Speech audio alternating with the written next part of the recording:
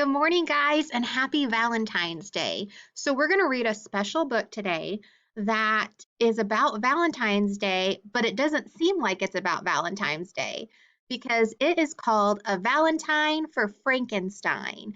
So, it's going to have some things that kind of seem like Halloween, but it happens on Valentine's Day.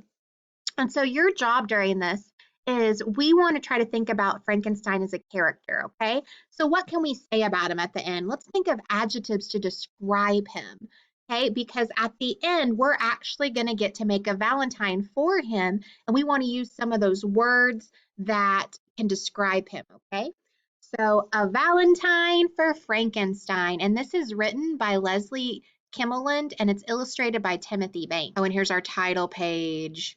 A Valentine for Frankenstein. All over town, monsters were getting ready for the Valentine's Day bash, taking slime baths, teasing and tangling their tails, and sharpening their claws and fangs. In the castle, Frankenstein was getting ready too. He looked in the mirror. His skin was a ghastly shade of green. His head was almost perfectly square, and his flower was droopy and almost dead. Still, the other ant monsters all made fun of him. Just two eyes, said Smellabella. No tail, said Werewolf. He looks almost human. And he's nice, sneered Spike. Blech. I don't believe he's a monster at all, said Brains.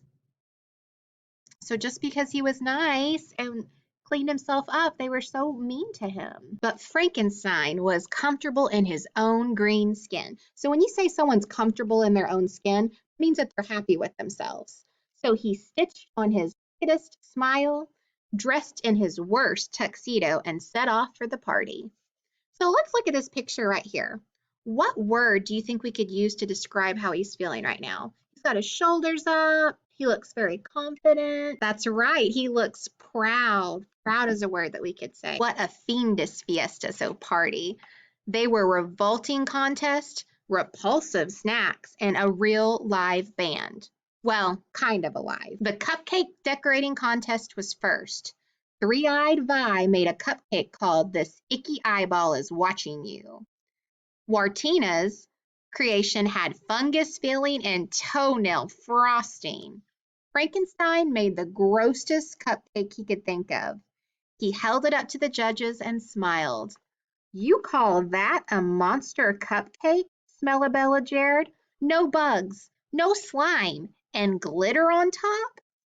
Three-eyed Vi threw a cupcake at his face. Bullseye, said Frankenstein. Good aim, Vi. So even though they were trying to be nice to him, he was still nice to them. And see, look, he's got this very neat cupcake compared to everybody else's. Next came the banana slug pie eating contest. Frankenstein was super speedy. He thought he would win until he wiped his mouth with a napkin and was immediately disqualified.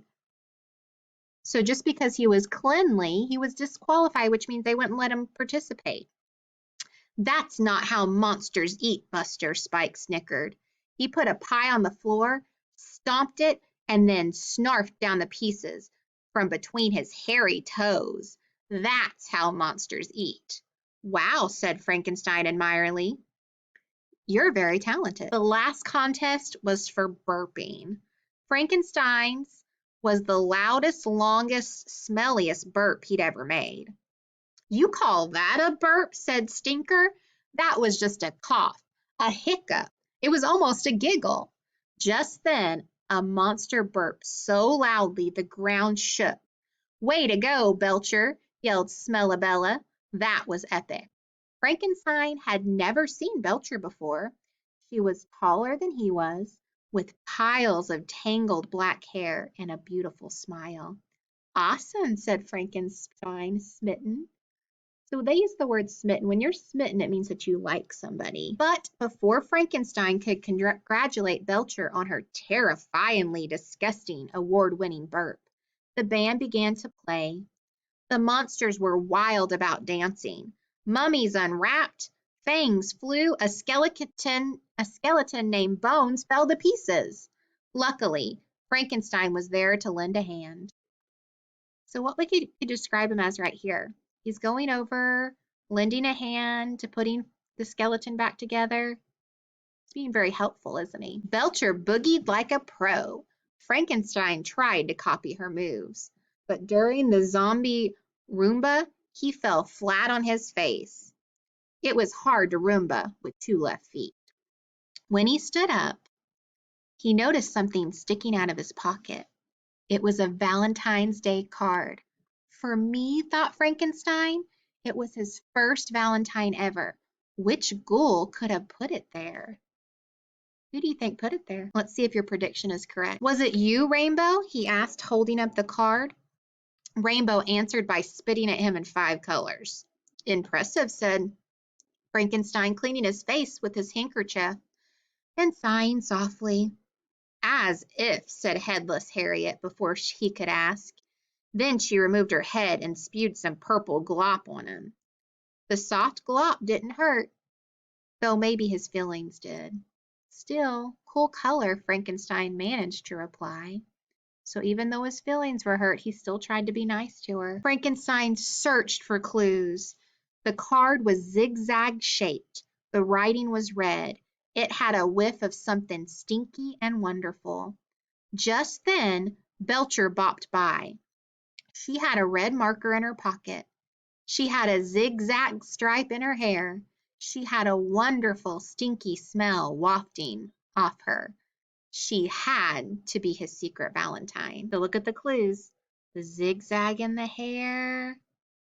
She had that red marker in her pocket, and she was smelly. Frankenstein tapped Belcher on the shoulder. She turned around and let out a deep and awesome burp. Please be mine, Frankenstein, she said sweetly. Frankenstein grinned so widely some of his stitches popped. He gave Belcher a worm wristband. She gave Frankenstein a piece of snot-flavored bubble gum. The other monsters noticed and wondered, what did Belcher see in him? I've never met a friendly monster before, gushed Belcher. He's my kind of monster. He did notice my perfect aim, said Three-Eyed Vi slowly. And my monster manners, observed Spike. His extra body parts came in handy, mumbled Bones. I guess it's okay to be nice sometimes, said Headless Harriet, remembering that Frankenstein had liked her purple glop, if that's the kind of monster you are. The music started up again. The monsters joined together in a ginormous kicking, spitting, burping, gnashing, glittertastic conga line. Every kind of monster was welcome. And after all, a monster is a monster is a monster. All right, guys, so now we're going to connect to Seesaw, and I'm going to show you how you're going to make your Valentine for Frankenstein. All right, your Valentine for Frankenstein is going to look just like this. I put a picture of Frankenstein here so you can look at him if you want to look at him to use some describing words for him. Now remember, we're trying to think of words that are kind for him, okay? And so then what you're going to do is you're going to take your writing tool and you're going to think of some words that you could say to describe Frankenstein. And I want to make sure that we're using a writing tool, or you can take a picture of your writing and add it to it, okay? So if I want to think of things about Frankenstein, one of the things I can say that he was really kind. So I could say, and just write down, he is kind. So I have that sentence. So what are some other words that you can brainstorm besides kind that you could say to Frankenstein? You could say, he is helpful. What else could you say about him? You can even say he is cute, he is thoughtful, he is friendly. Remember they said a friendly monster. That wasn't something. So what you're going to do is you're going to brainstorm 3 different words to describe him, and you're going to write them into sentences for Frankenstein. And then you can draw a picture for him right up here, okay? All right, I cannot wait to see your Valentines for Frankenstein. Thanks, guys.